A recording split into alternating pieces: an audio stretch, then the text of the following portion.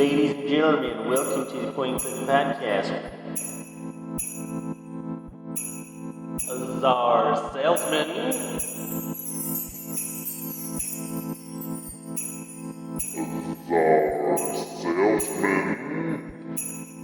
We pretend people care about our opinions. We pretend people care about our opinions.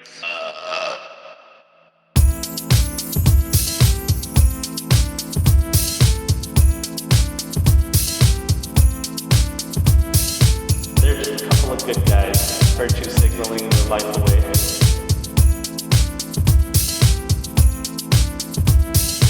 It smells like wet dog.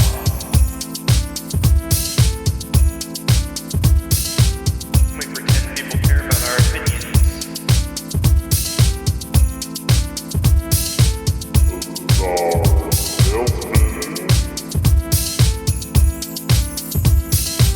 We pretend people care about our opinions.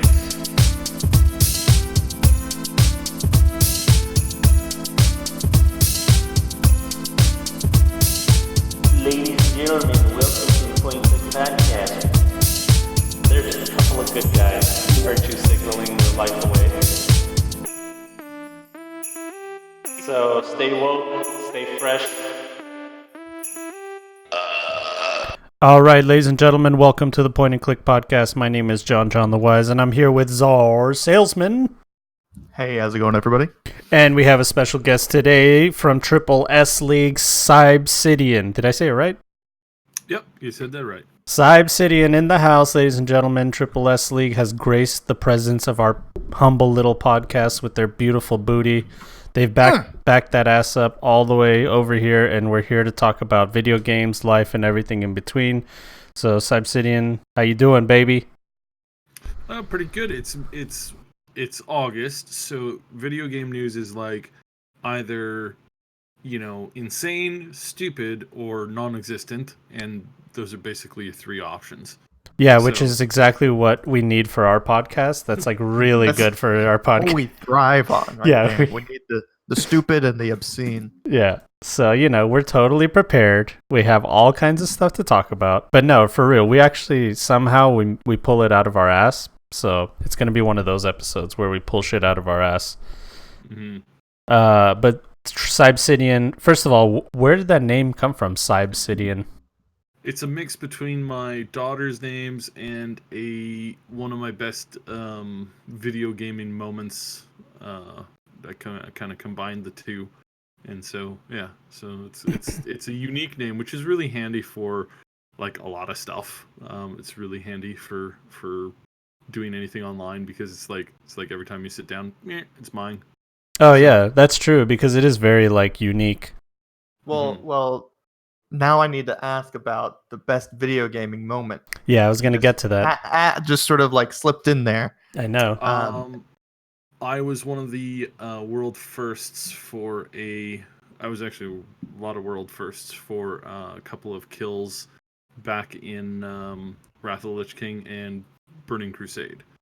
So. Oh, nice. Oh shit! Go. We got a celebrity. Celebrity on the podcast today, boys.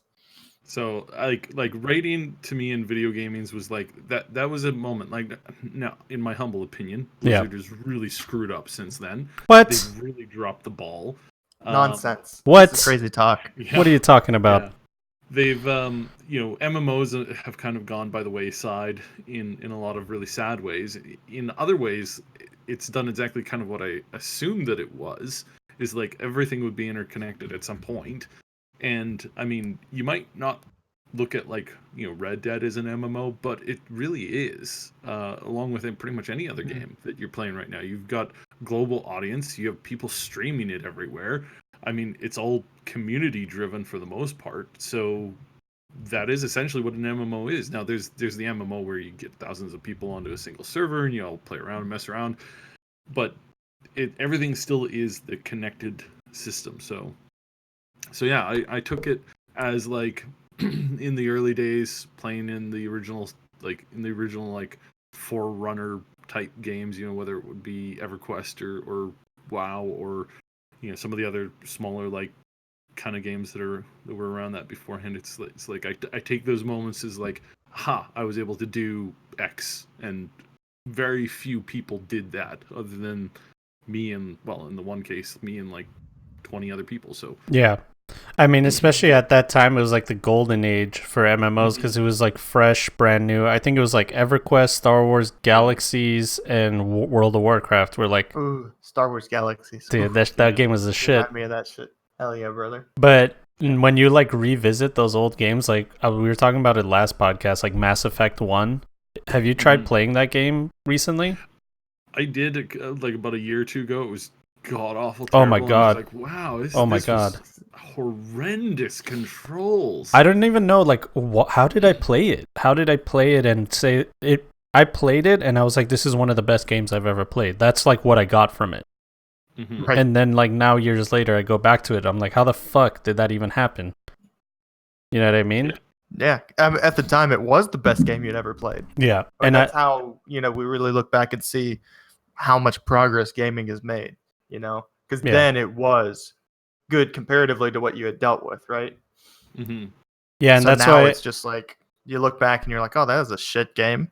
that's why I think classic WoW is gonna fail, dude.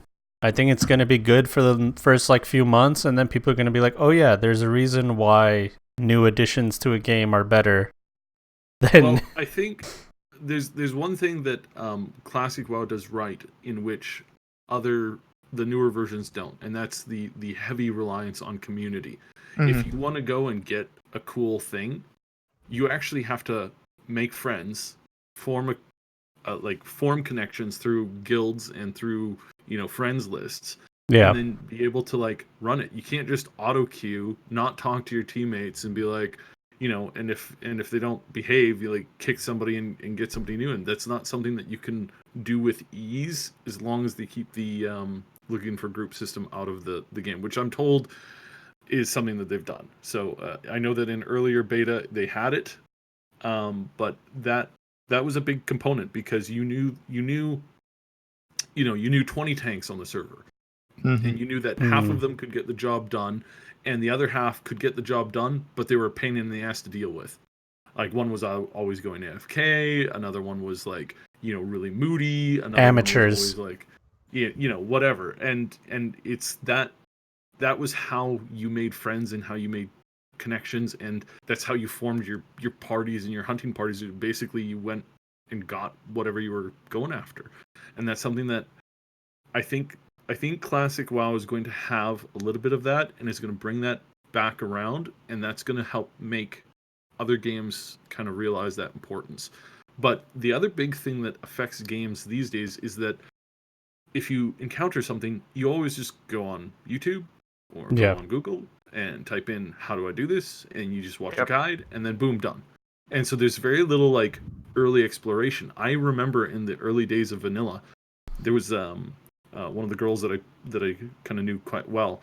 She all the entire time on her WoW account was just exploring. That was all she did. She didn't. I mean, I don't think even she leveled to cap before Burning Crusade, but she would just explore constantly because it was something cool. Well, now a lot of that, X number of years later, that's almost pointless. Yeah. And the exploring, the rush that you get from exploration is only like a week, and that's about it. I wouldn't call it a rush. Is there a rush? Is there? Oh, I guess for some people. For some people, exploration Oh my is God. the thing, right? A waterfall. Oh my god. Yeah. That's cool. Yeah, no. It's not a lot of people, but there is a core group of people who they want to explore. They want to, see things and experience things and be the first to do so. Yeah, and there's something that.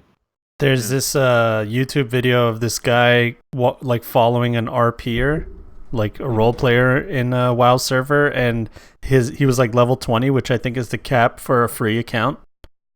And he was like in all kinds of like dangerous places because he couldn't afford like to subscribe, but all he wanted to do was RP, and he's like bowing to every NPC and like by himself. There's like nobody there. He's like bowing to NPCs and like typing like a panda and shit.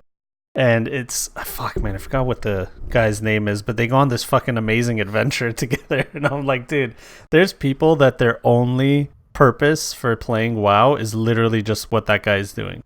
Like, yeah.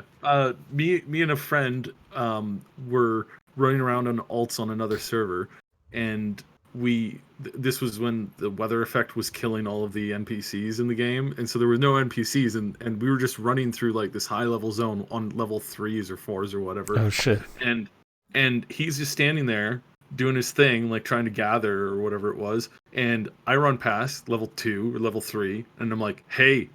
And then, a few seconds later, my buddy runs past, and he like runs past and is like, sup? And it's just, the guy goes, it was the funniest thing to see two like little gnomes. First one's like, hey. Second, like a minute later, is like, sup? And it's like, what the hell? Did I just see that? Those are the moments that you play, online MMOs for, is the what the fuck moments. Like that's so hilarious, and it's so funny, and it's so engaging. And you really don't, when they started to move away to having everything as automated as they could, and you just get up and fly wherever you want to, that takes away that experience of like seeing those kinds of things, because then you're just like, do this task followed by get to the next task as quickly as possible without stopping to smell the roses at all. Yeah. And it was that difficulty that makes the experience of going through games good. And I mean, don't take my my word for it. I mean, I'm only a consultant who's got his fingers in like half a dozen video games. So, what do I know, right? Yeah, you don't know shit. Yeah, I know. Clearly, I don't know shit. But that's I think what a lot of games are missing these days. And I think that there is a possibility of like, once they realize this, and then once we combine it with this new, like, now Stadia is going to probably fail, but when you combine it with the absolute massive servers and massive worlds, we're talking like worlds that you could spend 5 years playing the game in, and you will never see half of what the continents can offer you as far as just a visual effect. Yeah, isn't that like No Man's Sky is one of those. You need like 50 million lifetimes to discover everything in No Man's Sky. I think that's what they said the number was. Yeah. So and now that at first glance you hear that, and you hear like, the procedural generation that like Minecraft can give, and at first you're like, wow, that's amazing, but then a lot of it just becomes really repetitive and dumb. But there will be a point where the AI, when it comes to procedurally creating stuff, can actually create really cool things. Then once you allow, like, instead of having 50 million players on 10,000 different servers, you have a single server, and you have 10 million people on that single server, and they're all spread out throughout a massive continent. Then you're going to have cities and towns and little areas. And then if you add in like really intelligent, like butterfly effect NPCs in it, you're going to have an entire universe that suddenly opens up, and everybody's going to be like, wow, did not expect that this was going to be a thing. Yeah, that whole machine learning thing where like AI is designing the game on the spot, like you leave it overnight, and then like you come back the next day and there's like millions of worlds that it just made on its own, with its own NPCs, with its own quests, and all from just a little, you just give it some parameters and some guidance, and then it does its thing. That's the future of gaming for sure. There's some tech that I get to see every once in a while, and there's some tech that they're working on right now where it's like they're wanting to design it so that you basically just walk around and you just tell the AI what you want it to do, and it does it. I think your town just surrendered to Daenerys Targaryen. Yeah, no, there's a dragon flying around over there somewhere. Spoiler alert, she's not going to let you guys surrender. Button up, find a bunker. But yeah, I mean, that whole idea is...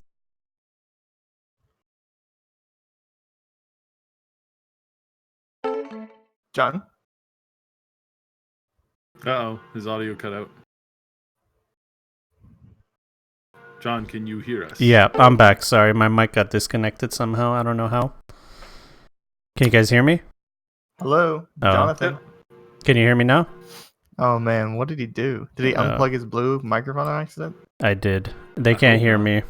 Check. It's your Discord settings, John. If it's not going through. All right, there we go. Should work now. Yeah. It was fine on Twitch, but then I had to like adjust it for this shit. That's fun, isn't that? Good job. Good job. So you were saying the idea. That's when you cut out. Yeah, no, I said the idea of AI taking over and stuff like Yeah. that is fucking Well, I mean, awesome. Not even just the AI or procedurally generated worlds, just the leaps and bounds we've made with handcrafted worlds has been gigantic. Yeah, 100%, 100%. Because they just keep adding Just onto the it, scope, and then just you the got scope of it. all those like developers that like have no life. They sit there for like 14 hours and they just code fucking worlds, and they do that for like a year, and then it's like, hey, check out this giant world. You know what I mean? So that's cool. Absolutely. But you're gonna see that in the upcoming game Cyberpunk 2077. Oh Lord, have they done a good job with that? so do you Huge. have It's so gonna be a huge handcrafted world. let's shift gears a little bit on that. First of all, I want to say shout out to everybody in chat. I got my boy Luke the Goon and Andre Velasquez in chat, and all you other guys. Thank you guys for joining us. We do interact with chat, so we want to thank you guys for being here. And second of all, I met Triple S League / Sybsydian through Twitter. We connected because of our love for Cyberpunk. And it seems like you guys have been focusing a lot on like Cyberpunk 2077 content and stuff like that, because that's the new hot ticket. And as you guys may know, I am a Cyberpunk 2020 Red content creator. That's where we met pretty much. We wanted to connect on that. So tell us, do you have like some inside info on this shit, dude? We have, so our channel has been responsible for the majority of the first and second year leaks on the game. Ooh. So pretty much so the world size, mechanics as far as the kind of like the procedural tech is how it's being used, class system and class and skill system were all put out by us. No screenshots, because we don't do screenshots of tech that's, first of all, it changes significantly. Wow. And second of all, it's put out in such a way that it's not like we're not just going to leak word for word stuff. We try to do what we call responsible leaking, where we're putting out information that is helpful to the developers, but not in a way that is going to cause them to have consternation or hate mobs showing up. Like we put out info for people who are avid fans of the series or the game or the studio, who only want to have the information based off of what basically what they're getting. Yeah. Yeah, I'd like that idea, because like I kind of had the same mentality when Artel Sorian sent me the Cyberpunk Red Jumpstart kit. Like, if I wanted to be a dick, I could have just like leaked all the info. You know, they were like, "Hey, here it is in advance. Just like don't leak anything that would make people not buy it." You know, that's the whole mentality of that. And I think having a good relationship with them is really important. Them and CD Projekt or Project, having a good relationship with them is really good. Yeah, because they're a good studio, and you want to encourage that. And you don't want to like. Now it is like, due to the whole like SUPMATTO and Borderlands issue. Oh yeah, we totally forgot to talk about that. We should talk about it today. Well, we're pretty close to it. Again, Borderlands is one of the things that I originally leaked first. We back in September, which is where they claim to have started the whole thing. Basically, it was one of our videos that was put out that we kind of, and that's how we got it in with SUPMATTO. So they, for those of you that don't know, I'll just try to give you guys a quick rundown. There's a YouTuber called SUPMATTO. It's on the screen right there. But one day, some private investigators showed up to his house and knocked on his door and said, "We're from 2K. And we want you to know that, we're watching you, and we know that you're leaking prominent things about the Borderlands 3, and you need to stop it." And then there's some allegations that he has like a private Discord where if you subscribe to him, $5 a month, he'll give you leaks straight up about Borderlands 3, just personally give you leaks. And that was part of 2K's investigation. So since then, I believe SUPMATTO's YouTube channel is completely gone. He could have fought, but he chose not to. He has a life. He has stuff to do, and he's got he's in college, and he has a career, and he has a job, and he's got a wife, and he's got responsibilities, and it wasn't worth it. Do you think there's any truth to what they were saying, that he was leaking to people for $5 a month, pretty much like a subscription service? So there is definitely a gray area, and I do have to be kind of careful on when I talk about this. Sure. So as far as what I saw, and as far as we were fairly well connected with him, but I can easily say that no. As far as I saw, he was not selling leaks to people. He did have a private Discord set up where they did compile leaked information or information about the game, but none from the records that have been put out publicly by people. And when last time I saw or stopped by, none of that stuff, absolutely none of that stuff was stuff that was exclusive to them. That was stuff that was on Reddit or was here and there and being shown around here or there, or stuff that they were getting from the Twitch stream thumbnails, which is not an exploit. Yeah. Well, I mean, you might be able to call it an exploit. It was not hacking. You can't hack.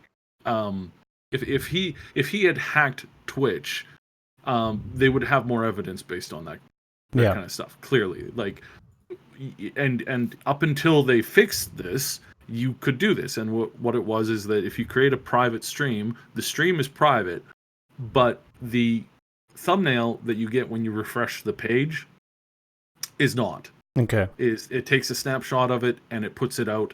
Now, this has been a problem that has been complained to Twitch by devs a lot recently, saying, hey, look, which is why they make their private Twitch accounts that are testing Twitch integration features on unreleased games, why they try to make them as hard to find as possible. Right. But and so again, this is Twitch's fault. This isn't some rabid fans' fault for coming across this stuff, especially not when they put that name of that account in a bloody trailer. Like, it was in the trailer. Yeah. You could just see it and then just type it in to Twitch, and boom, you were there and you were getting screenshots. So that's what happened, and I got to say that their BS statement on that was pure BS, and I have absolutely zero respect for the company now. And there is some more information on this that is waiting. There hasn't been a release. There's a couple of people who have been talking about it and mentioning it, and obviously I'm a little bit more involved in that, so I can't get into that now. We're waiting on some lawyery stuff. Okay. But it's really sad. So basically it just makes leaking is a dangerous thing to do, especially when you're leaking like actual screenshots or screen grabs or visuals. If you're doing that, you can get in trouble. If you're just talking about it and you haven't signed an NDA, that is not something that you can be sued for in court, especially if the way that you got the information was not through an illegal means. Yeah, so it was available to the public. So from here it says the actions this is from 2K. It says the actions we've taken is the result of a 10-month investigation and a history of this creator profiting from breaking our policies, leaking confidential information about our product, and infringing on our copyright. So technically what they're saying could be true, but the way that he obtained this information was through a public means. It was like their mistake that it was out there. That particular information, the information going back since September of last year, a lot of that was through a connected source. Who had confirmed several things. Now, again, no screenshots and very few visuals. There was one where something leaked. It leaked on Reddit, and then he showed it, right? But by then it's out in the public area, and if you're gonna, seriously, if you're gonna be that BS about it, then you might as well just go after Reddit for sharing stuff that they don't want out. Yeah, so I guess that their idea is we're gonna get whoever we can. If we can get our hands on somebody, we're gonna get them. But if it's out in the public, we can't really get every single person, Yeah. So he's So- he's so- kind of like a scapegoat for all this shit. Yeah. So, and again, it's like, you know, the best way to deal with leakers, especially YouTube leakers, is it's really simple, and it costs you about $1,000. You fly them out to your place, you give them a tour, you make them sign an NDA, and then you go, and no more leaks. Yeah. And you give them some swag. Done, right? And sure, they would talk about, you know, leaks or public news, but they wouldn't be the source of leaks, because as soon as they sign that NDA, they can't leak anything. If they leak anything, their ass is grass, Yeah. so to speak. Exactly. So that is the way to like fix the problem and to address the leaker problem. But I mean, just like it is with films, just like it is with movies, TV, celebrity gossip, you can't make an impenetrable wall when it comes to anything, like especially in today's internet. And you have to be insane, stupid, or just plain moronic to think that you can just make information go away. Yeah, there's no way. There's no way. And especially nowadays with the way that leaks go and the way that developers make mistakes, I don't understand why they think that it would be a good idea to target one person specifically for all the bullshit that they're going through. And, you know, it's also super fucking creepy to send 2 goons to somebody's house, knock on their door, and be like, we know what you're doing. You know, it's like, what the fuck, Well, dude? that's the big issue right Yeah, there. that's a is huge the, issue. The handling of it all. You know, if they want to run investigation to see who's leaking stuff or if they're getting leaks through illegal manners, that's fine. But the correct and professional way to, you know, have someone stop sending is to have someone stop doing something is if you have legal grounds, you have a cease and desist letter sent. You don't have people physically show up at this person's door and tell them to stop. That's not a correct way to handle it. I don't even know if you could consider that a legal way to handle it. No, it's really not. And some of the mistakes that they've made in the past is they've sent people to modders who've been modding the game, and because they couldn't take it to court, or they could take it to court, but the chances of them winning were a little bit less than stellar. The way that they handled that in the past was the same way. They sent goons to the person's house who rapped on the door at, you know, early hours in the morning, hung around well after they were told to like leave, pushed, you know, did nothing illegal, but definitely pushed boundaries. Yeah. And then when they were confronted about it, they basically laughed it off. And I mean, this is I mean, you know, Randy has a way of basically doing this nonstop. And you're talking about Randy Pitchford, the CEO of Gearbox Games. Yeah. Right. The guy that's possibly allegedly embezzled millions of money, millions of dollars from the company as well, from money that 2K sent for sneaky production of Borderlands 3. And you want to know what's really sad is that when that allegation came out along with the CP allegation that came with that, SUPMATTO, myself, Ashtonidity, we got on a podcast and we defended his right to be tried with actual evidence, not to assume that he had done some horrible, horrendous thing, but to have his day in court and be heard, and that jumping on a hate bandwagon just because without proper evidence is kind of crappy, and that everybody should be allowed to have, you know, be judged innocent until proven guilty. And it was the fact that in this whole turn of events with the accusation about, oh, well, he had a server and he was selling information, or he had this and he had that, none of that stuff offered us or him, especially SUPMATTO, the level of proper etiquette that we had publicly gone on. And what's really dumb is that was one of the podcasts that was taken down by 2K. Oh, no way. They struck. They copy strike your podcast? They struck the podcast on SUPMATTO's channel where he defended Randy Pitchford. And it's like, okay, But that's clearly that's a illegal copy strike. Correct. But he and like I said, SUPMATTO could have fought. They hit him in the final days. They hit him with over 120 takedown notices. Ugh. And he could have fought the majority of them and won, but he wouldn't have been able to fight all of them because one of the big mistakes he made is he did show stuff that had not been released yet.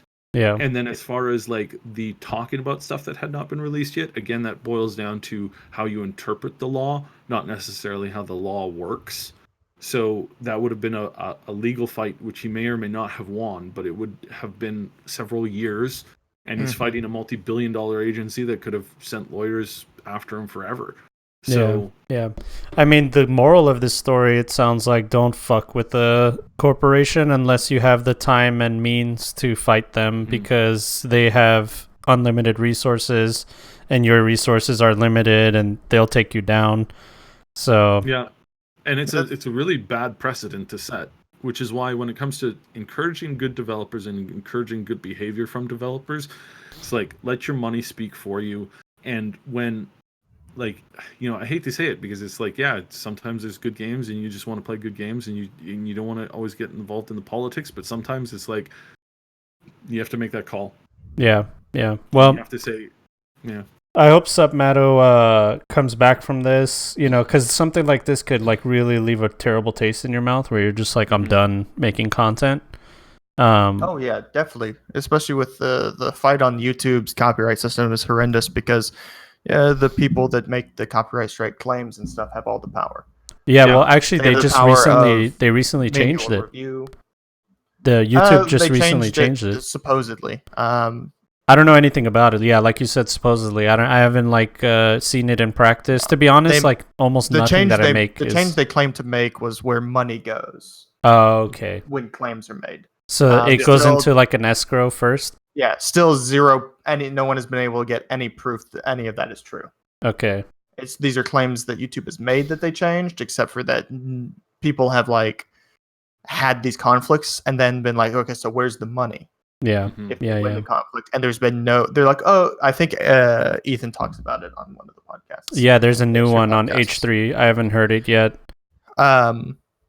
But YouTube system puts all the power on these large companies that they pay people to literally sit around and copy strike people anytime there's any bit of music used or anything like that.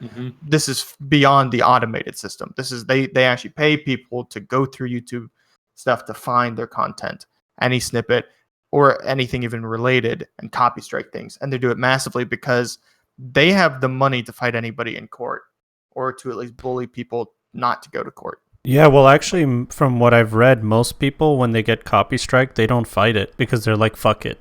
And right? then what are you gonna do when UMG copy strikes your video because you played 0.5 seconds of another clip that had part of a song in it? Yeah, exactly. What do what are you gonna do? You can send it in for manual review. The manual review is then reviewed by the company that originally issued the copy strike claim. Yeah. And they say, no, we did this accurately. And then it's like, okay, here's a strike against your account. 2 more and your account's banned. Yeah. So people usually don't do that.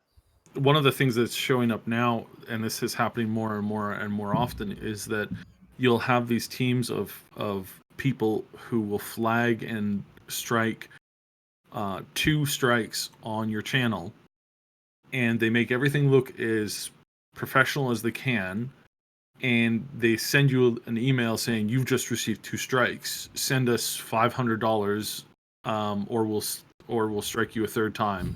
Oh my and god! We'll get you taken down. Exploitation. And it's basically or extortion. hostage taking and extortion, and people are giving into it because the YouTube system to fight this is basically non-existent. Yeah, it's there, but you have to then go to court, and you have to and it's going to cost you more money than that, and you can't sue them in the same way because a lot of these times these people are out of reach. They're in another country, and you might be able to fight the claim, but you can't go after them specifically in retaliation for what they did to you. And it's like yeah, after enough of these false claims, by like, and it's like Sony spelt with like a hyphenated O. Yeah. And it's like oh, they used some of our assets from Sony Entertainment. It's like, it's not Sony Entertainment, it's Sony hyphenated entertainment, you dolts. And you can't, and it's like, wow, It's a scam. you're really behind on this. And it's terrible. It's absolutely terrible. Yes, these like copy strike farms as well, like a lot of them have this like fast pass kind of relationship with YouTube, where like it's like no questions asked, whatever they copy strike, YouTube's algorithm automatically just is in their favor because like it's a business, Yeah, like a certain female streamer did against PewDiePie. Yeah. And it's like, wow, you are literal trash to do that, to go after somebody, to take money because you're like, I don't like what he said.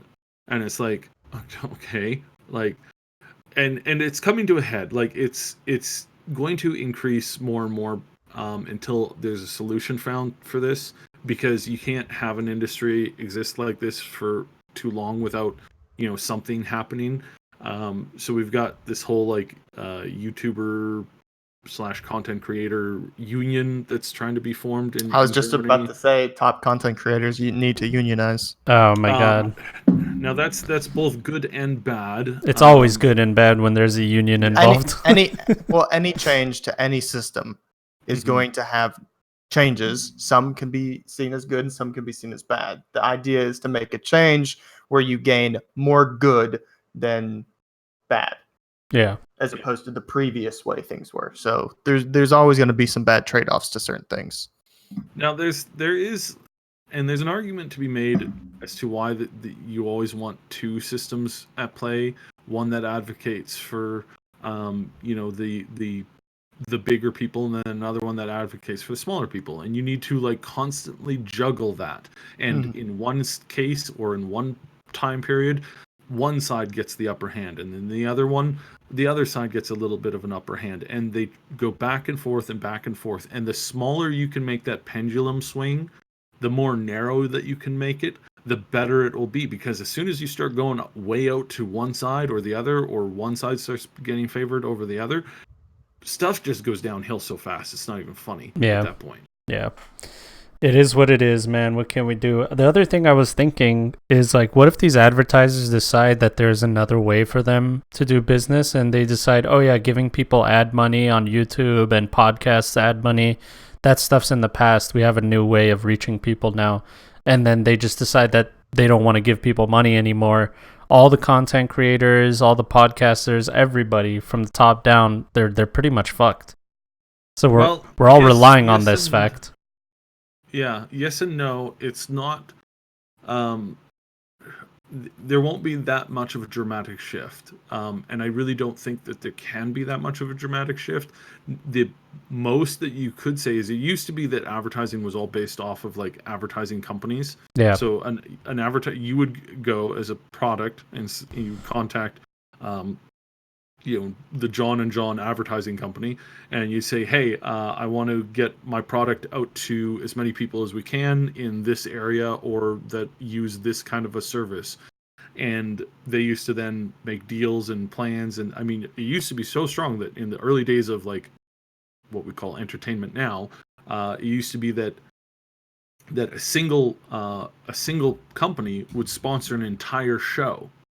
In the early days of radio, it was, one company sponsored an entire 30-minute show on national radio, and that one single advertiser would be heard, around the world from that singular point of that content creator or that entertainer. Yeah.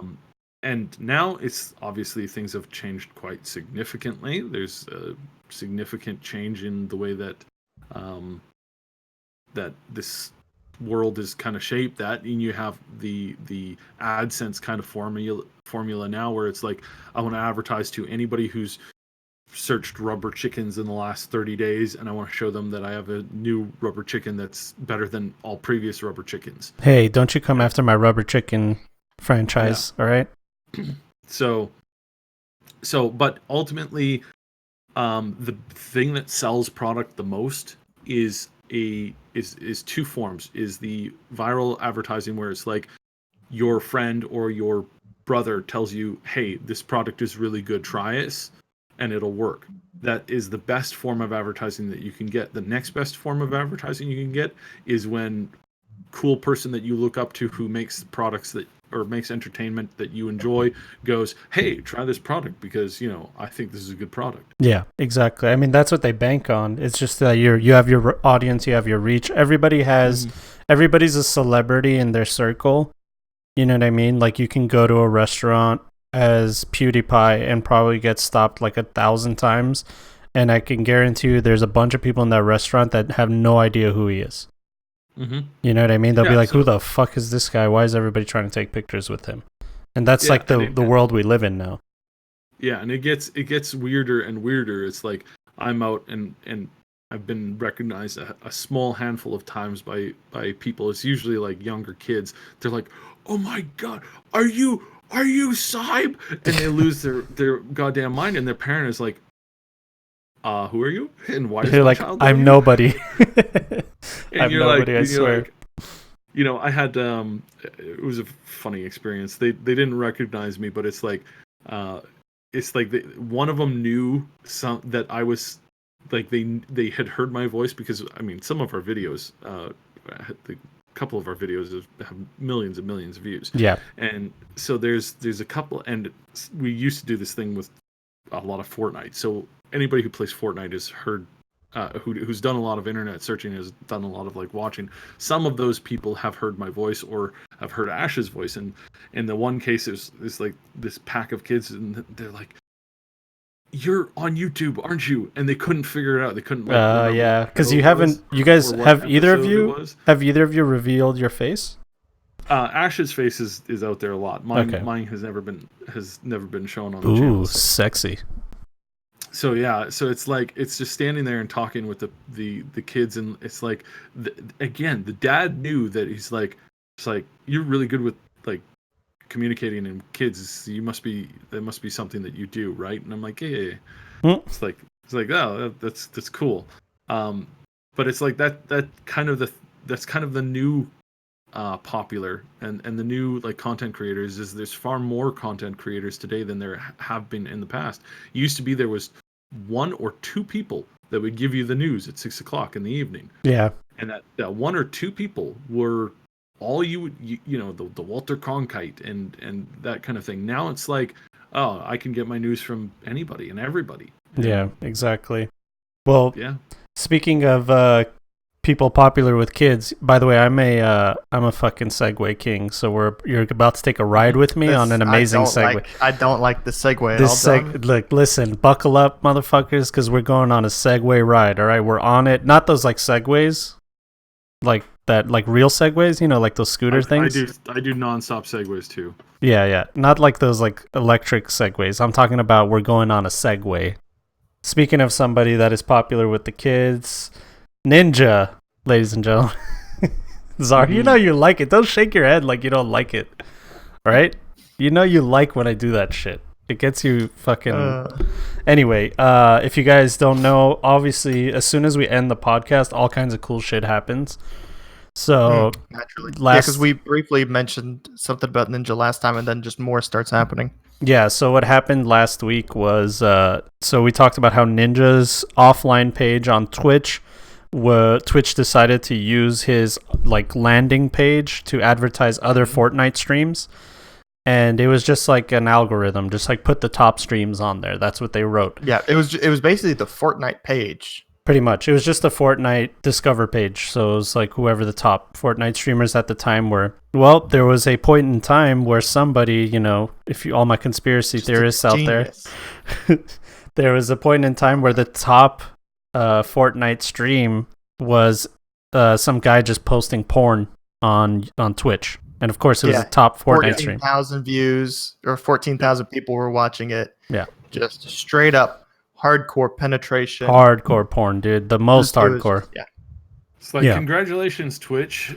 You guys are the biggest idiots of the month. Now put on your tinfoil hats. How? Don't do it, John. Come on, dude. Listen. Listen to me. How likely is it that somebody on Ninja's team did this to like get back at Twitch? I don't. I mean, I don't know. It could have been a fan of Ninja's, but someone on Ninja's team. I don't know, man. I don't know. I think it's the amount of porn that shows up, or prawn. Yeah, we're prawn. talking about prawn. Yeah. YouTube demonetization. We're talking about reasons. shrimp. The amount of prawns that show up on Twitch is actually a lot higher than they would like you to Oh think. yeah, no, for sure, dude. They show UFC pay-per-views on Twitch all the time. Yeah. No, yeah. Twitch is really, really, really bad. Yeah. About keeping unwanted content off their site. Yeah. Like really bad at it. Really, really bad at it. Yeah, they just porn can't is do it. definitely one of those ones they have problems with. I mean, people have always done it as trolls. I really think that somebody just saw it as an opportunity to be like, I bet I can get porn on Ninja's page. Yeah, 100%. Twitch page. That's probably what the most likely saw scenario. that they were like, I know what I'm doing today. Yeah. And they made a new Twitch account. Yeah. So I mean, I don't believe that somebody from Ninja's team did it. I just thought that would be a funny conspiracy. Don't try to walk back. I'm on not, the dude. conspiracy theory peddling, John. Listen, man, I throw it out there if it, I just throw it out there like casually because if it does happen, then I could be like, see, I fucking told you. But if it doesn't happen, I could be like, I was just kidding, So, but anyway, yeah, so what happened was Ninja made a video saying he's disgusted and he's sorry and that he was trying to be, totally ethical about this whole change, and Twitch is the one being petty, which he's right, they were. I also do think that they have the right to do what they did, if there's traffic going to his page and they decide they want to revert that traffic to other Fortnite streamers, that's their right, you know what I mean? But put some kind of porn filter in there, you know what I mean? Like, it definitely brings up a lot of questions about a lot of these platforms. Who they own the channel technically, not Ninja, right? But he owns the content. So what happens when something like this, a split like this happens? What happens to the page? How is ownership handled? Because the page also represents his brand at the same time that Twitch technically owns the space. Yeah. Right? So where does the legal line draw as to what can then Twitch change on that page? I think what we're going to see eventually, what we will see is we will see a shift from kind of like what's happening with the whole Steam versus Epic platform right now. You've got CDPR who said, hey, let's take our GOG store and make it so that it's just a launcher for all games off of all platforms. Yep. I like that. You don't have to have a platform on, all you have to do is just kind of have a rough account on, these other things. You don't even have to have those things installed on your computer, and we can just move the games over and launch them from this. I think we were going to see something that is similar to that. That's really dumbing it down, but yeah, I think we're going to see something that's very similar to that when it comes to content creation, if companies like Twitch and YouTube don't get their crap together. Because what will end up happening is that more and more of these, like, there'll eventually be a service where it puts out that it doesn't matter, it's like you're watching or you're chasing a particular creator, and that you're not interested in dealing with the politics of like various channels and their demonetization and their other stuff. And instead of like going to the platforms to find content, you're going to be going to the content creator to keep up with content. The minute that happens, a lot of this like garbage that you see from these bigger companies and how they're trying to pull, underhanded shady tricks on stuff, the minute that happens, boom, you're gonna have a sudden reversal. Now it's gonna be all about so if you were alive in the 60s, 70s, and 80s, you noticed a sizable change in the way that airliners worked. Yeah. Because it's a controlled thing by each government. It's not, you just can't make an airliner company and sell airline tickets and fly wherever you want to. There's a lot of governmental red tape you have to get into. An enormous amount of red tape. And the way that they handled this and the way that they went about this is that you had to outservice your competitors back in the 60s and 70s. And so flying on a plane was like, here's your caviar, madam, and can we get you an additional pillow for your feet? I see that you already have 5, but, an extra pillow is always a good thing, ma'am. Yeah, now people go barefoot onto airplanes and shit. Now it's like, okay, Charlie, cram the sardine can with as many human people that you can and crush them in there and oversell the seats, and we don't care about customer service. It's going to be a reverse effect of that, because that's kind of what you have right now with YouTube and Mixer and especially Twitch. Twitch is really bad for this too, where it's like, oh no, we don't give a rat's kahoonie about any of this stuff that's going on, and we couldn't care. Content creators are an endless resource, and we're just going to farm them as they grow up and make use of them in the best way that's possible, and we're not going to care that suddenly there's no fair there's nothing that's fair about the situation that's going on. Yeah, they're very short-sighted on their content creators, and Kasra Azad says in the YouTube chat, you do need other platforms installed for the GOG thing to work, apparently. Yeah, you need them installed, but you don't have to turn them on every day. Yeah, right. So it's getting and this isn't where they want to finish this. I think they want to finish this actually where they're suggesting, kind of leaning to, is like, oh no, our plan is to totally usurp that and create a total workaround for it. That's kind of more or less the plan that we're hearing, wink wink, nudge nudge, from various people. So from what I can tell is they're very short-sighted with their content creators. And then here's Justin Wong in a tweet, and if you guys don't know who Justin Wong is, I believe he was the guy that created Twitch in the first place. He made Justin.tv, and that's what became the genesis for Twitch. And then obviously he walked away from that later, I think. But he says in this giant Twitter thread that Ninja's channel represents a long-running internal conflict at Twitch. Who owns the viewers, the streamer or the platform? I mean, it's obvious to almost all of us that the content creator has the audience. Correct. This is the it's a more unique problem to Twitch as opposed to YouTube. I mean, YouTube is always trying to optimize viewer retention. The problem that Twitch has had is that it is way worse at viewer retention than YouTube. Yeah. YouTube has its algorithms that attempt to keep you on the platform. They do a much better job of it. And I think also partly because pre-recorded, edited, and curated content is more prone to viewer retention than live stream content is.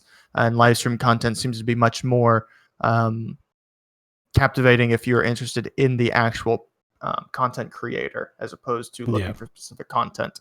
So the issue that Twitch was trying to really experiment with this whole Ninja's page thing is that their goal is to try to attain viewer retention on their site, which is one of their biggest problems.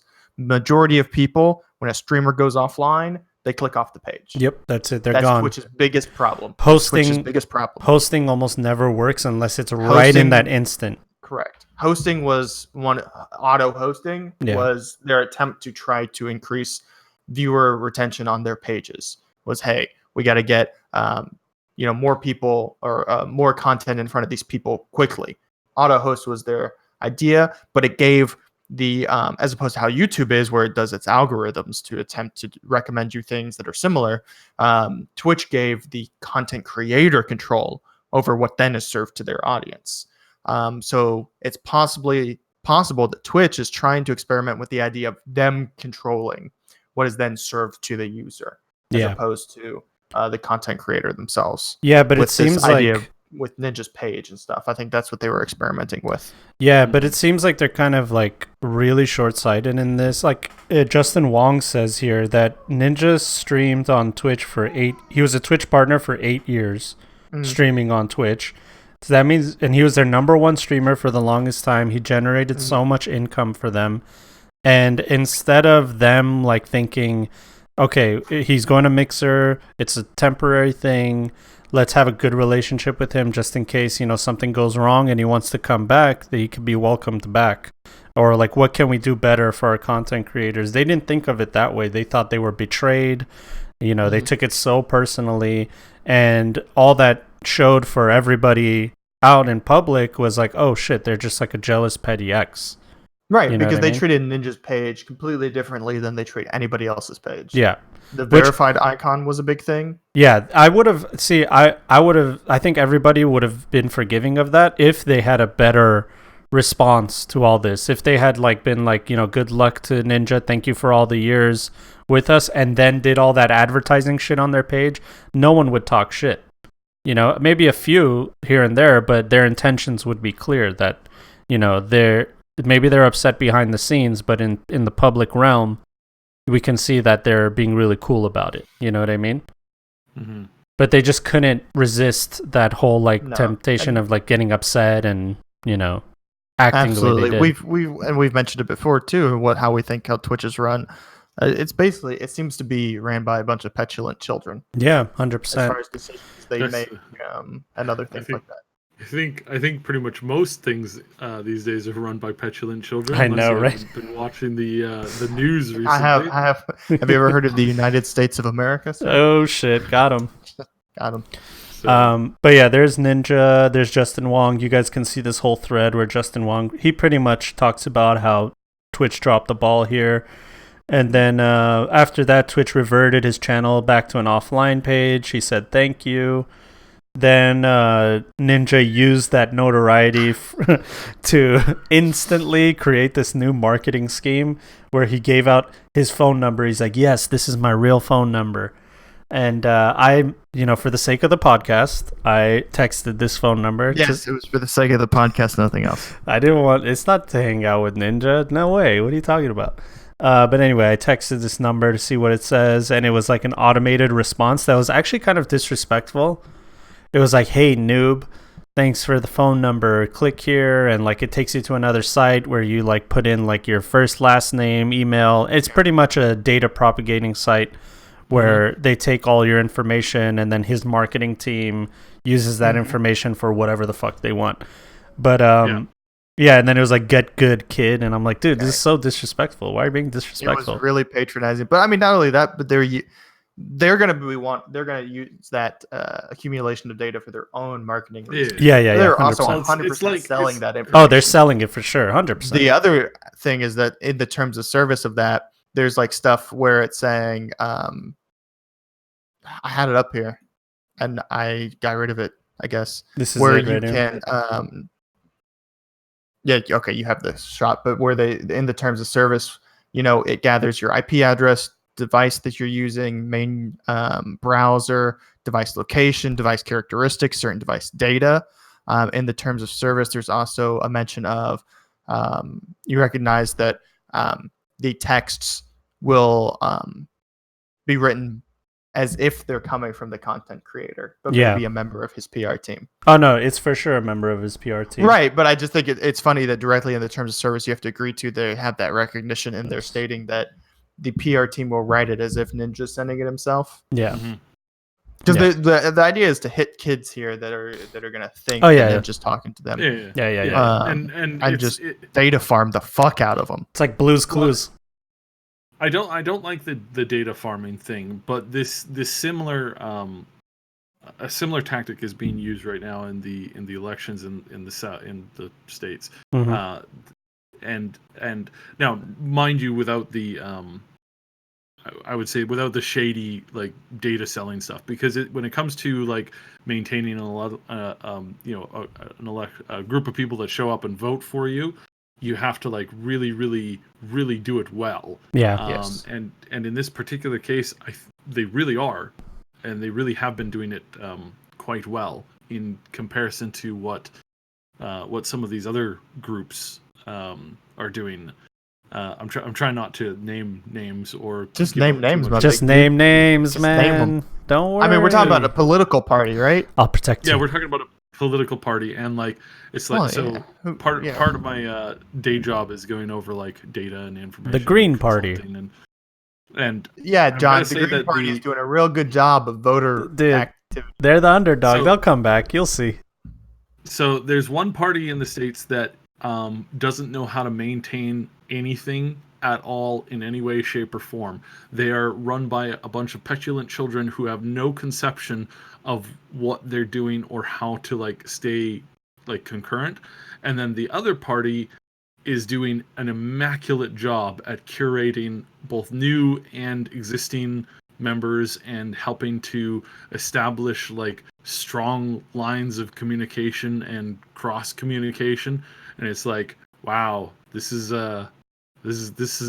really shocking to see at this level of the game. And yeah, can't wait to see where we are, Well, a year now from now. from a data analysis point of view, now I want to know which ones he's talking about. I here. know, man. You can't do this to Sybsydian. Can't do this to me. I can't give away too much because then that kind of gives away what I do. Oh, okay. You don't want to be doxxed. Yeah, I don't you're wanna be just doxxed, you're a and robot. What's the worst they'll do? Turn off your batteries? Yeah. Yeah. All right. Let's switch gears a little bit because we're getting a little too serial. So, if you guys went to Evo 2019, you might have measles. Hell yeah, brother. You know, they called it the nerd flu for a reason, but this takes nerd flu to a whole new level, dude. Yep. Apparently, okay, looking here. This is why you get vaccinated. I was about to idiots. say, do these people not vaccinate their fucking kids? Look, I'm not trying to get autism out here, all right? Okay, John. You know, that's something that I heard someone say on TV once, so it has to be true. Has to be Oh, true. yeah. I hope Donnie's prepared for dying of a disease. Let's see here. I want to see.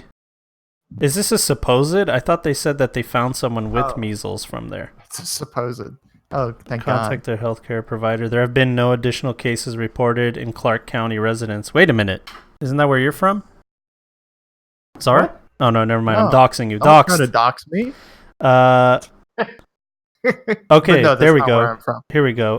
It was. So this measles case was reported in a visitor. There have been no additional cases reported in Clark County residents. So somebody that lives in Clark County also went to Evo, had measles. And got measles. So, and what the speculation is that he got the measles at Evo because he's the only current case of measles in the area. Yeah, so at least supposedly one other person had measles. And they were at Evo with this guy or girl. With the interesting. Yeah. So far nothing has come out from that, but you know, there's a possibility. Get vaccinated before you go to any of these fucking cons, guys. All right? Yeah, herd immunity is a thing for a reason. That nerd flu is it's a little joke, but I mean it's for real now, especially with I've never people- heard it called the nerd flu. Yeah. It was mostly called that because people would just catch a cold because there's like thousands of people with a cold and they don't want to miss out on E3 or whatever. But it's now that people are not vaccinating their kids and their kids are growing up like, you know, walking cesspools of disease. Yeah, it's getting worse and worse. You know what I mean? Perfect. So That's what I like to hear. that's fun. America. Because America. what happens when you have like if you have 50% of the population inoculated, the chance of spread is pretty low. If you have 75% of people inoculated, the chance of the spread drops not by like the extra 25%, by an extra like almost 100% of its base. So you're going from 100 people being infected down to like 10 people infected down to like one person infected. And so you get extra insulation by having the vast majority of people inoculated. Yes, inoculations are not perfect by any stretch of the imagination. They are absolutely not perfect.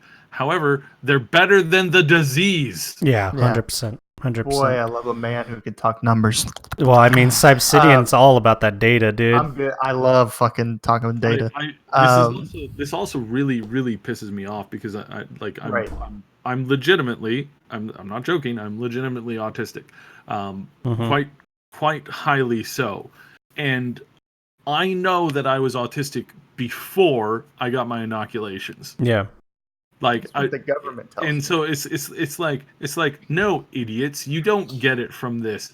And it really pisses me off because there's a lot of people who the autism the counter autism movement, there's a group within it that are like, we need to like make it go away. It's like, okay, Let's take human history and need to remove make it go autism. away. I know, man. Let's remove autism from the scale. You suddenly don't have computers, lights, cars, or pretty much any form of computer technology whatsoever. Congratulations. We're stuck in the 1970s or the 1700s. Yeah. It's like, I mean, and also to like reverse all this progress we've made in immunization and stuff like that, just because you feel like it's not a good thing, you know, just based on feelings. And then it gets out there and, you know, we're all about bro science. Even on this podcast, we see a headline and we think it's fact. You know what I mean? Even when we're trying to do our best not to fall prey to that, John, we still don't do. Try. What the fuck? I try a little. Don't pretend we're here trying. I try a little. I read the biggest first thing paragraph. There you go. Good job. The biggest thing that really pisses me off with the whole vaccination thing, aside from the weird autistic stuff that they peddle, Yeah. but is the fact that there are children who cannot be vaccinated. Yeah. yeah. That's the biggest point of the herd immunity is the people that can be vaccinated all get vaccinated so that the people who cannot get vaccinated because they have autoimmune diseases or horrible allergic reactions or other things like that are not going to get the disease and die from it. Yeah. Because nobody has it. So it just, by not getting, if you can be vaccinated, by not getting the vaccine, you endanger the lives of those most weak to the disease or most vulnerable. I don't know, man. Jenny McCarthy absolutely. says different. All right. Absolute Jesus. Who are you compared to Jenny McCarthy? All right. Was it? Am I thinking of the right guy? Wasn't it the guy that wrote the book about, like, I think he wrote a book about vaccines causing or something. I don't remember. Didn't he lose his license or something? I hope so, because they ran with it. People ran with that bullshit, dude. It was one of those like causation, like it's one of those things that like the cause and effect. He like made a huge leap, you know, from his data, and anybody that knows anything about science and any of that research would just look at it straight up and be like, oh no, this is all bullshit, dude. But for the layman person, Yeah, there he is. you know, Andrew Wakefield. Andrew. Yeah, he became a anti-vaccine activist. He was a doctor. I think he had his license revoked and everything like that. I mean, it looks like he was worried about his shitty haircut more than, you know, actually throwing truth out there. That's him. So, you know, we'll get his address for you guys. There you go. Doxed. Dox him. All right, let's move on to...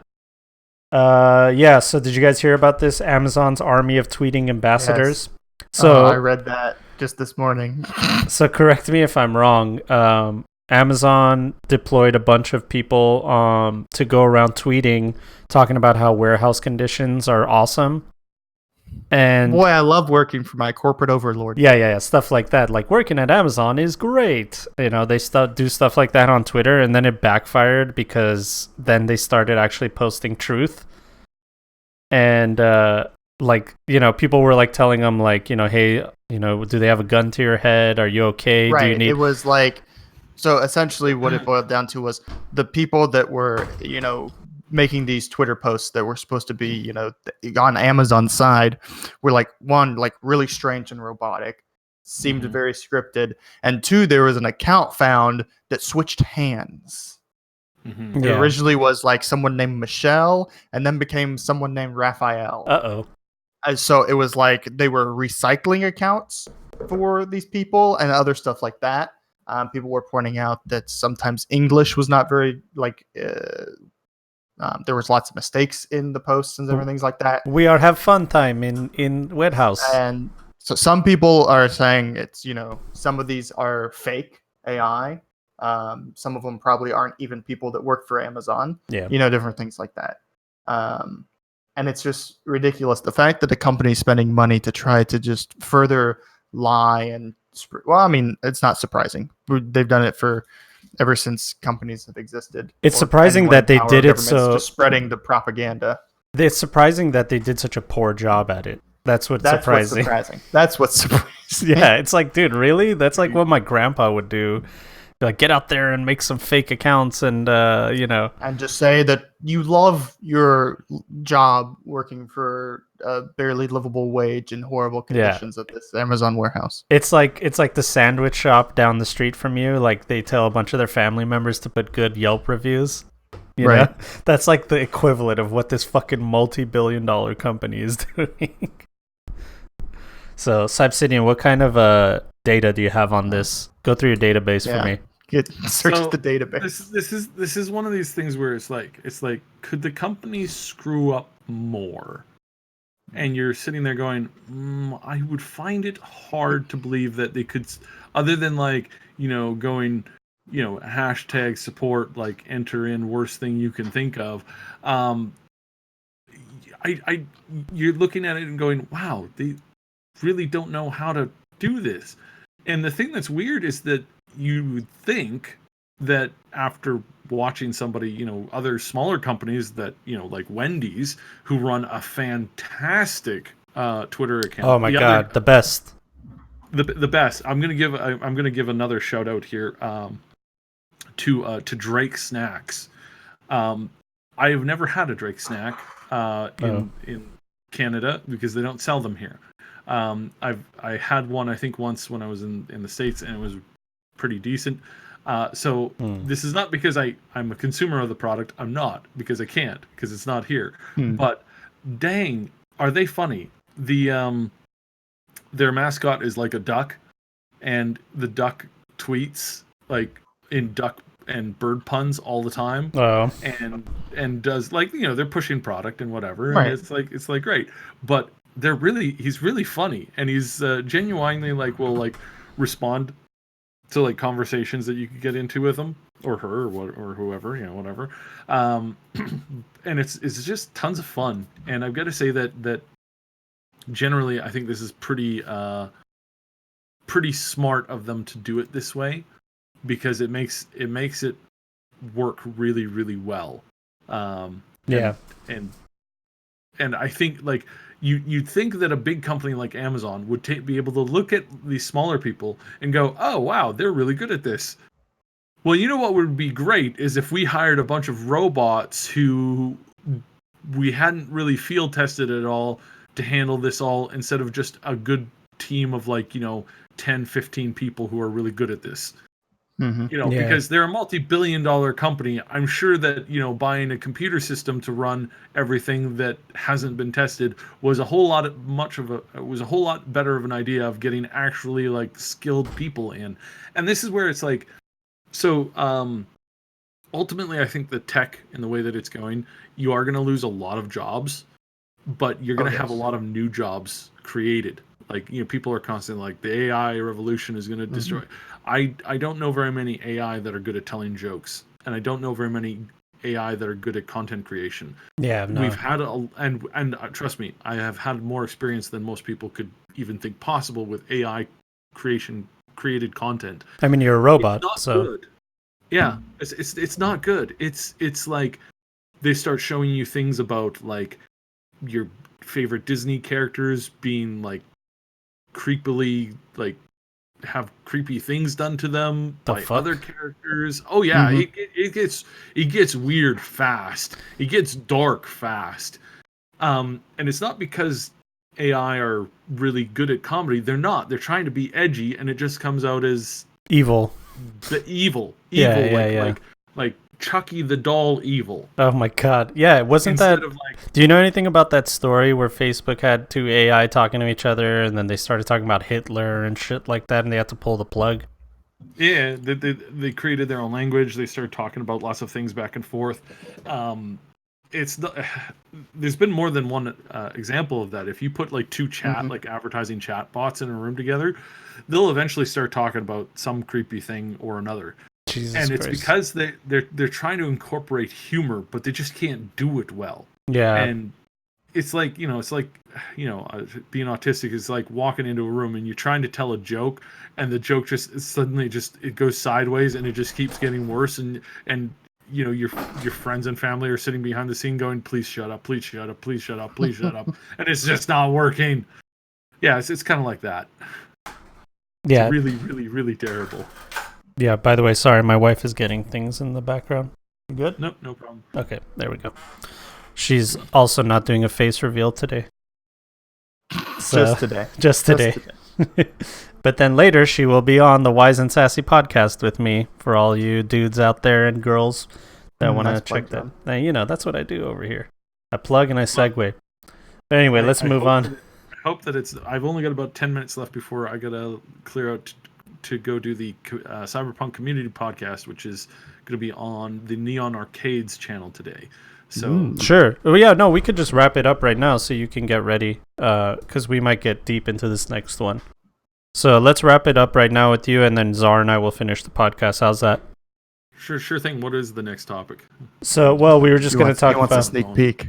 We were going to talk about how PUBG's new game called Peacekeeper Elite, which is pretty much a Chinese propaganda game, Chinese government propaganda game, has already built an audience of 50 million people in China, like, immediately. Yes. Yeah. So Tencent was originally told by the Chinese government that your game is too gory and violent and anti-government, so they were pretty much not able to make any money from it for a while until they replaced their game. It is no longer called PUBG, it's called Peacekeeper Elite, and it revolves entirely around how Chinese government is the best and being in the Chinese military is the best and all kinds of crazy propaganda, and they're like, yeah, this is right up our alley. So Tencent's making millions from this.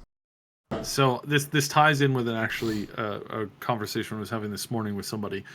We were talking about, when does it end? When does the insanity of everything that's going on in the clown world right now, when does it come to an end? Yeah.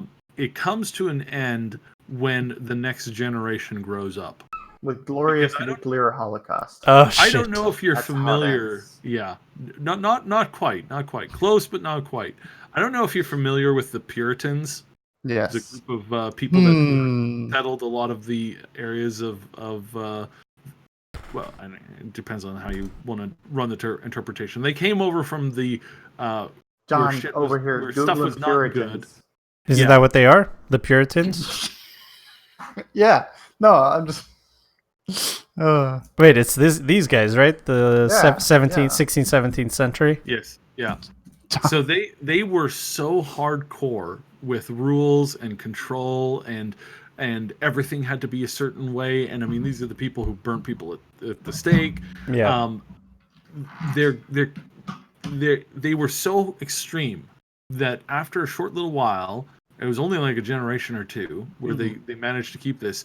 The following generations basically said, you guys are crazy and we are having none of it. And they went in 180 degrees hard and turned away from basically everything that the previous generations were forcibly enforcing through, threat of public burnings, basically. And ultimately, this is what's going to happen because censorship and control never, ever turn out the way that you want. No. A bunch of people were like, hey, we've got power in the government here. We're going to make it so that prawn is not a thing in any way, shape, or form. We're going to outlaw all prawn. We're going to outlaw anything that's sexually suggestive. We're going to outlaw everything that makes us gives people happy fun times in exercising, and we're just going to refuse to allow this to get any kind of a foothold. Well, that country was Japan, and now they're the biggest exporter of adult content other than the United States of America. We're talking about anime titties. Yeah, so we're talking about anime and hentai. I'm not sure how you pronounce it. Oh, don't act like you don't know what it is. Come on, you. Come on. I see what you're doing. It's like congratulations. You have now made your country famous for the one thing that you were trying to control to keep out of the hands of whoever. And the same thing goes for China. There was a particular religious belief that was like maybe 100,000 or 50,000. I can't remember the exact numbers before the big switch over to communism, and they tried to exterminate it down to non-existence. Wow. And they got it down to around 1,000, I think it was. And fast forward, like, not even that long. Fast forward 25 years, it's the biggest growing religion in China. It's getting to the point now. It's at the current spread where if it stays at its current spread, the country will have a mass shift over to this as the primary ideology in the next 30 years. So it's like, congratulations, what you are trying to do with censorship is not working. And so this is my warning to them with this whole PUBG thing. You better watch out, China. You want to encourage this? You keep doing stuff like this. You want to make sure that you head your current ideology for the face of a cliff. Just tighten up as hard as you can. Booyah. Drop the mic. That death grip as hard as you can, and just see where that takes you in like a few years. So congratulations for being stupid. Oh my goodness. So yeah, that's about all I got on that. So pretty much Sybsydian is saying he's Tupac and he just dropped a Hit 'em Up track on China right now. Oh yeah. I don't know if you guys have heard that wonderful piece of music. But anyway, that's it for the podcast, I think. I think we're going to wrap it up too. We did an hour and a half. And hell yeah, brother. I think we can wrap it up. There was some other news, I guess. New Saints Row coming out.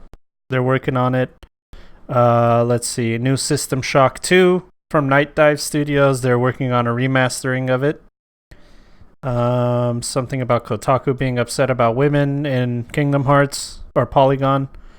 Oh, shocker. Yeah. And then Fortnite's champion, Booga, he was swatted live on stream. That's never a good thing. No, luckily, a police officer lives in his neighborhood, so the swatting was not bad because he was involved and knew who Booga was. Yeah, they've said in the past that if you're a big streamer, you should call your local police department. Call them, let them know that that kind of shit can happen, so they're aware of it and they know when. Also, if you are prone or ever plan on kidnapping people, just call up beforehand. Let your police department know you're a big streamer. Yeah. And if people call the SWAT team, that it's probably just because you're streaming, and no one will find the kids in your basement. Yeah. Yeah. So. It's so bad, and no, that doesn't really work that way. When I called my local department, they actually sent an officer out to like do a quick like run through, and they're like, okay, cool, we got the layout, we can hop on the stream and see if you're broadcasting from your room, and if you are, then clearly things are probably okay. And they did some other stuff. So I would highly recommend that if you're any way, shape, or form, like, communicate with them. I did have to educate them as to what swatting was, which I was I was a little perturbed about that. I was like, really? You don't know? And he's like, it sounds like an American problem. I'm like, that's what you say. That's what you say, but just wait.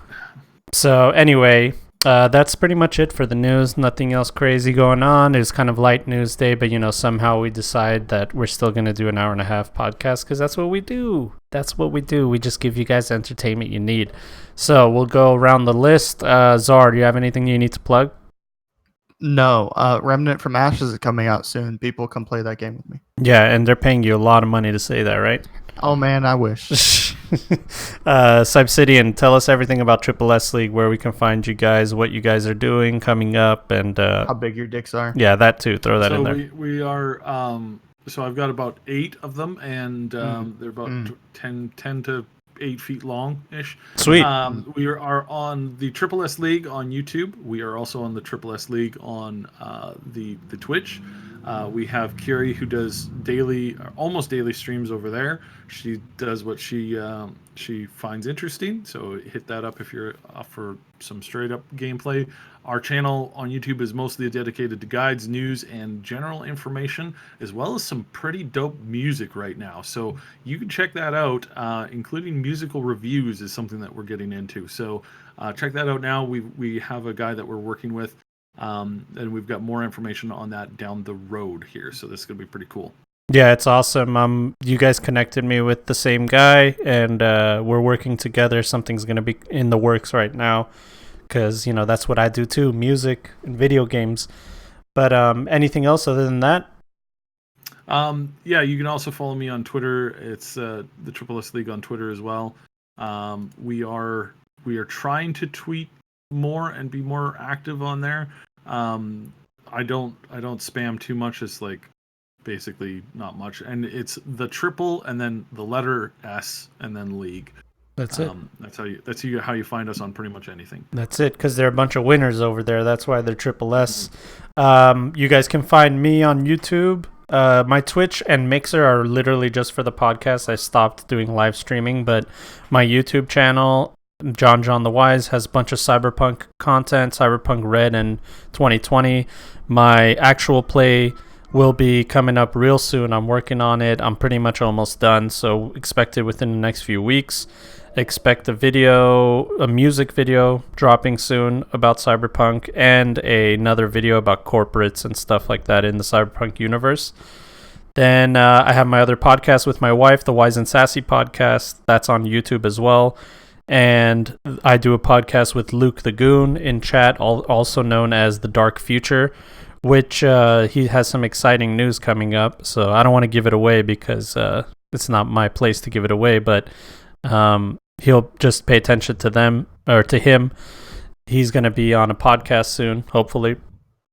And then what else? Let's see. The Point and Click podcast is also on YouTube. You guys can see all of our past videos and podcast episodes. Other than that, though, that's pretty much it. Big thank you to Sybsydian. Thank you for coming on, and I really look forward to working with you guys in the future. I know that you guys are super fucking busy right now, so it'll happen, right? It'll happen. We've got tons of stuff coming up, so it's gonna be great.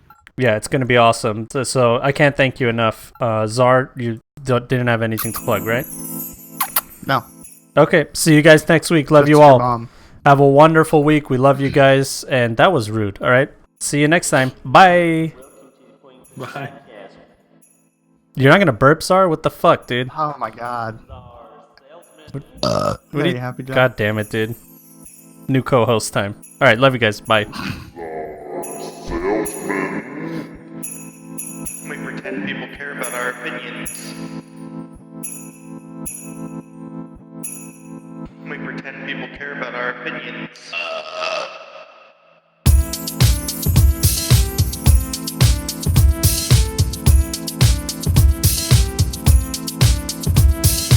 There's a couple of good guys, virtue signaling their life away.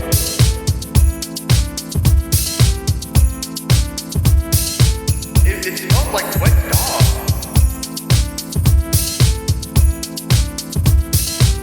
We pretend people care about our opinions.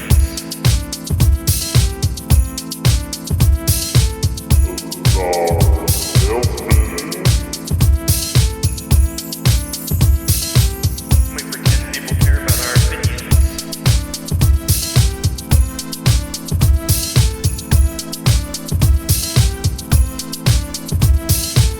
Ladies and gentlemen, welcome to the Point Click Podcast.